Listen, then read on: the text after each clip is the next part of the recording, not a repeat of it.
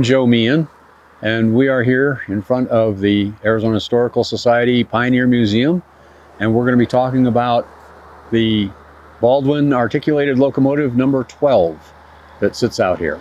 The locomotive was built by the Baldwin Locomotive Works in Philadelphia in 1929. And originally it was built for the Hammond Lumber Company in Oregon, and the color at that time was green with a silver firebox around the stack, and it served there for a number of years as a logging engine. And it later went to the Arcata and Mad River Railroad in Northern California. It was used as a logging engine, but it eventually became an excursion train there. And sometime in the mid-1950s, it was sold by the Arcata and Mad River to the Southwest Lumber Company here in Flagstaff, Arizona. It came here and was used for pulling logs out of the forest in a number of, mainly south around Lake Mary, Mormon Lake area, and then eventually was replaced by semi-trucks that came into the area and were removing the logs, bringing them to the mill. And at that point, the engine again became an excursion train, taking people down on some of the logging railroads into the Lake Mary, Mormon Lake area to see the area, see the scenery. The engine was used as an excursion train up into the mid-1960s. The track ran through what we know of today as Fort Tuthill, which it was the fort then, and it broke down right in front of the main gate of Fort Tuthill on a track that came through there and came up to the lumber mill. It ceased being used and was donated to Coconino County as an exhibit, as a display, around 1965. It sat there for a number of years. Eventually, due to an accident of someone falling off of it, it was fenced, and it fell into disrepair. It was repainted a number of times by the local model railroad club, and eventually the track was settling and it was becoming what the county felt was a nuisance, and they were going to get rid of it, but a local railroad preservationist worked through with the county and managed to get the train donated to the Pioneer Museum. And it sat originally, it was moved off of county property onto a piece of state land nearby, and then in 1994 it was moved up here to the Pioneer Museum.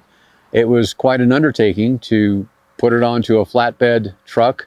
The engine, it was so heavy, the engine weighs 110 tons, and it was moved up here. The engine was moved on one truck, the tender was moved on another truck, the caboose was moved on a third truck, and it was set up here as an exhibit. It came in a circuitous route through town to avoid overhanging power lines, and was set down here in order to be a lasting memory of our early logging industry, which started the town of Flagstaff. And now for more technical information, we're going to go to Eric. Thanks, Joe. My name's Eric Hatter, and today I'm going to talk to you guys a little bit about number 12 here and a little bit how the engine works. All right, so number 12 is a 2662 type of locomotive, and that's identified by the wheel arrangement. It's got 2 pilot wheels in the front, 2 sets of drive wheels, each of them with 6 wheels. So 6 wheels up front, 6 wheels behind, and then another 2 wheels back here underneath the cab. So the way this works, this is an oil burning locomotive. So you've got oil that's stored in your tender, which is behind us, oil and water that's stored in the tender. And then you've got a firebox right here in front of the cab. So the oil flows from the tender down into the firebox, and it burns in the firebox. It flows over a jet of steam and it sprays out through the firebox. That's called an atomizer.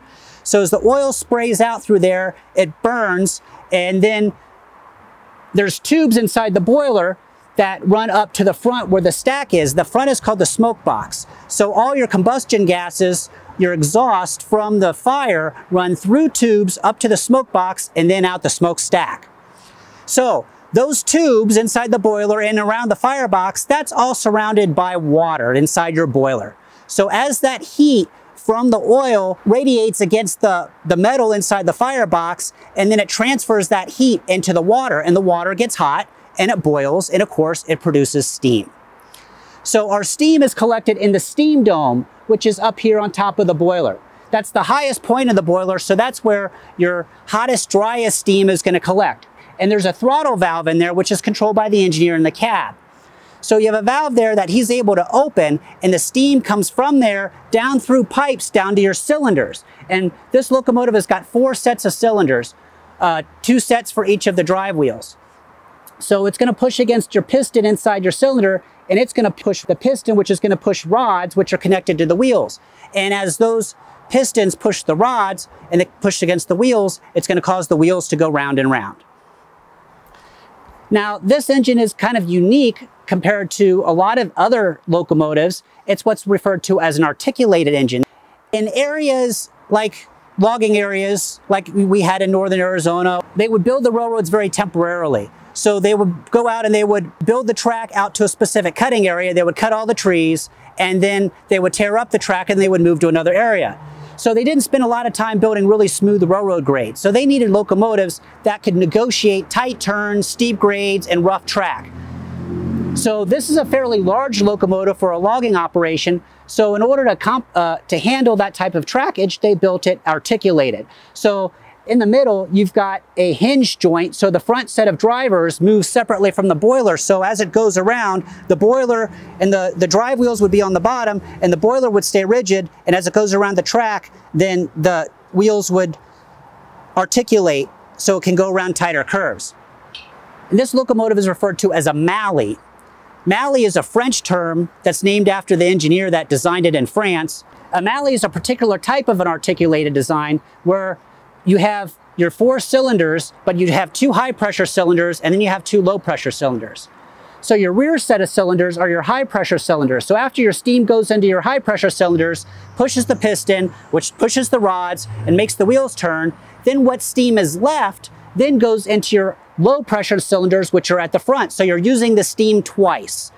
Then after it, that's why the front cylinders are larger diameter than the rear cylinders, because it's got less pressure. So in order to have an equivalent amount of force, you have to have a bigger diameter of your piston.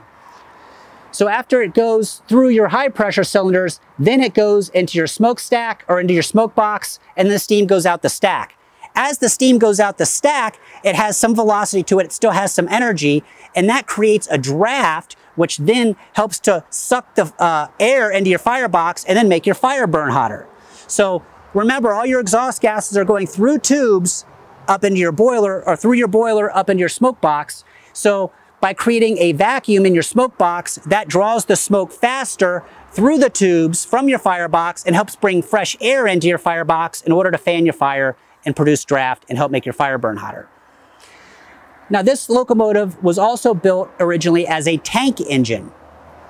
So in areas where they did not want to, locomotives were not operating a large distance, they may wanted to save weight, or maybe they wanted to save length. So they would not carry a tender behind them like this locomotive has right now. They would carry the fuel and the water on the locomotive and eliminate the tender. So there would have been a tank here at the back of the cab, a small tank to carry your oil, and then your water would go into a tank that was straddled the boiler up on the sides of the running boards. So tank engine. So some of you might be familiar with Thomas the Tank Engine, and yeah, that's a similar sort of concept. You've got tanks up here on the side that would hold your water, and that would be used, that's your replenishment water, to go into your boiler. So as you're boiling the water and you're making the steam and you're pushing the pistons and the steam is being exhausted out to atmosphere, you've got to replace that water so that you don't run out. And so that's where you carry your stored water. And so this one had tanks on the side in order to do that. When it came to Arizona, I believe is when they took the tanks off and they added the tender behind it, because Southwest Lumber wanted to be able to operate the locomotive over larger distances, and they were worried about running out of fuel and water. So they put a tender behind it in order to allow the locomotive to operate longer distances. That's a little bit of a tour of the number 12 here. So hope you guys enjoyed it, and let's send it back to Joe. Thanks, Eric. As he pointed out, that the technology of another century was a little bit more complicated than most people understand.